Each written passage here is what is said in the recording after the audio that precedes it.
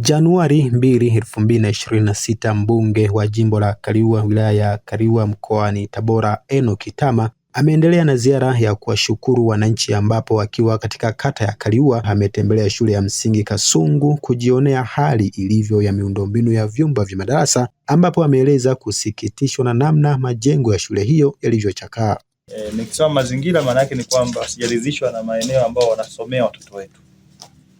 Lakini ukifuatilia maelekezo ya Mheshimiwa Rais, dhamira ya Mheshimiwa Rais Daktari Samia Suluhu Hassan ni kuona wanafunzi, watoto wanasoma katika mazingira safi na salama.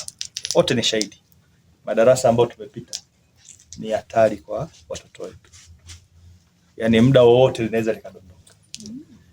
Kwa hiyo tuna kazi kubwa ya kufanya Kasungu, na ndio maana nasisitiza tuache siasa, tufanye kazi. Tunaona ndugu zangu, hapa Mheshimiwa Diwani, tunahitaji tujenge shule mpya, kwa sababu huwezi kukarabati darasa ambalo lina kreki. Alafu haya ni madarasa ya mwaka 1962. Kwa tujifunge vikanda, watoto wetu wasome sehemu nzuri. Mimi mbunge wenu, mwakilishi wenu, niko tayari wakati wowote kuwapa ushirikiano wa aina yoyote ambao mnauhitaji wakati wowote. Kwa hiyo tufanye kazi. Kila unaloligusa ni ovyo. Ukienda kwenye ofisi za walimu wetu, bye, hatarishi. Ukienda kwenye vyoo, hata tujafika jo vile pale pako wazi. Tuchape kazi, tuache siasa. Siasa tufanye 2030. Na siasa ya 2027 sio ya kwetu, ni ya chama, na hakuna atakayeingilia.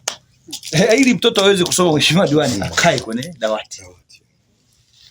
Sasa akikanyaga na kanyaga vumbi, sio kitu kizuri ndugu zangu. Tujitafakari mara mbili, si ndio? Hatujachelewa. Hatujafanyaje?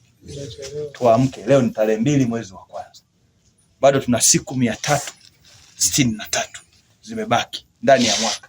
Tuzifanye ziwe za kihistoria. Tufanye huu mwaka 2026 mwaka wa kazi, tupate Kasungu mpya shule ya msingi.